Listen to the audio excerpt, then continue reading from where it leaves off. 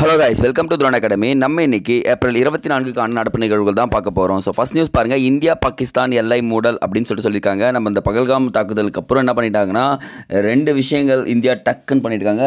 சிந்து நதிநீர் ஒப்பந்தம் ரத்து செய்யப்படுகிறது. எப்போ போடப்பட்டது அந்த டீட்டெயிலாக சொல்கிறேன், கொஞ்சம் நோட் பண்ணி வச்சுக்கோங்க. சிந்து நதிநீர் ஒப்பந்தம் வந்து பார்த்திங்கன்னா 1960ஆம் ஆண்டு போடப்பட்டிருக்குங்க, செப்டம்பர் 19ஆம் தேதி. இதில் வந்து பார்த்திங்கன்னா சிந்து, ராவி, பியாஸ், சட்லஜ், ஜீலம், செனாப் ஆகிய நதிகள் வந்து பார்த்திங்கன்னா பங்கீடு இருக்குதுன்னு சொல்கிறாங்க. அப்போது இந்திய பிரதமர் நேருவும் பாகிஸ்தான் பிரதமர் மார்ஷல் ஃபீல்டுன்னு சொல்லக்கூடிய முகமது ஆசிஃப் கானும் இடையே தான் இந்த ஒப்பந்தம் போடப்பட்டிருக்குங்க. ஸோ அப்போது கிழக்கு நதிகளான நோட் பண்ணிக்கிங்க, ராவி, பியாஸ், சட்லஜ் இந்தியாவுக்கு, சிந்து, ஜீலம், செனாப் பாகிஸ்தானுக்குன்னு கொடுத்துட்டாங்கப்பா. இதுதான் ஷார்ட்கட். ராவி, பியாஸ், சட்லஜ் இந்தியாவுக்குனும், சிந்து, ஜீலம், செனாப் வந்து பார்த்திங்கன்னா பாகிஸ்தானுக்குன்னு பிரிச்சுட்டாங்க. இதுதான் சிந்து நதி ஒப்பந்தம் சொல்கிறாங்க. ஸோ இது வந்து என்ன பண்ணுறாங்கன்னா தற்காலிகமாக நிறுத்தப்படுகிறது அப்படின்னு சொல்லிட்டாங்க. ஸோ இந்த வாகா பார்டர் இருக்குதுன்னா அடாரி வாகா எல்லையும் என்ன பண்ணிட்டாங்க, உடனடியாக மூடணும், கை குலுக்குதல் எதுவுமே இருக்கக்கூடாதுன்னு சொல்லியிருக்காங்க. ஸோ உண்மையாகவே வந்து பார்த்திங்கன்னா இந்த தாக்குதல் ரொம்ப தவறான ஒரு விஷயங்க. நெக்ஸ்ட்டு,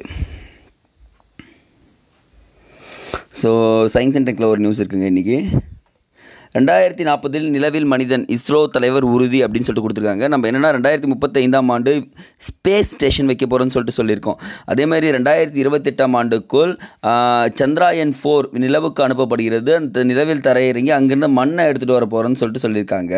அதே மாதிரி 2040க்குள்ளே சொல்லியிருக்காங்க பாருங்கள், மனிதனை அனுப்பும் முயற்சியில் இஸ்ரோ தீவிரமாக செயல்பட்டு வருகிறது. அப்போ மனிதனை என்ன பண்ண போகிறாங்க, அனுப்ப போகிறாங்க அப்படின்றத இங்கே கொடுத்துருக்காங்கப்பா. ஸோ இம்பார்ட்டன்ட்ங்க. ஸோ அடுத்தது பார்த்திங்கன்னா எக்கனாமிக்ஸ். மின்னணு ஏற்றுமதியில் தமிழகம் முதலிடம் அப்படின்னு கொடுத்துருக்காங்க. ஸோ மின்னணு பொருட்கள் ஏற்றுமதியில் தமிழிடம் இப்போ எத்தனை இடத்துக்கு முதலிடத்தில் இருக்குன்றது ஞாபகம் வச்சுங்க. நாட்டின் மொத்த மின்னணு ஏற்றுமதியில் தமிழ்நாட்டின் பங்களிப்பு 32.84% கொடுத்துருக்காங்க பாருங்கள். இதை மட்டும் நோட் பண்ணுங்கள் போதும். 32.84%. இன்றைக்கான திருவள்ளுவர் டேரக்ட்டுங்க. இன்றைக்கி திருவள்ளுவர் என்ன சொல்லியிருக்காருன்னா, தன்னுயிர் தான் அறப்பெற்றானே ஏனைய மண்ணுயிர் எல்லாம் தொழும் அப்படின்னு இருக்காங்க. தன் வலிமையால் தன்னுடைய உயிர் தான் என்று பற்று நீங்க பெற்றவனை மற்ற உயிர்கள் எல்லாம் தொழும் அப்படின்னு சொல்லியிருக்காங்க. ஸோ அப்படின்னா என்ன பண்ணுறான்னா, ஒருவன் தவம் இருந்து பெற்ற நன்மைகளை வச்சு என்ன பண்ணுறான்னா மற்றவர்களும் அதே செயலை செய்வாங்க அப்படின்னு திருவள்ளுவர் சொல்லியிருக்காங்க. ஸோ மற்றது எல்லாமே கிரிட்டிக் நியூஸ் இருக்கிறதுனால டைரெக்டாக ஒரே ஒரு டே இருக்குங்க. என்ன டேன்னு பார்த்தீங்கன்னா கொடுத்துருக்காங்க பாருங்கள், உலக புத்தக தினம் அப்படின்னு கொடுத்துருக்காங்க. உலக புத்தக தினம் எப்போன்னு பார்த்தீங்கன்னா ஏப்ரல் 23.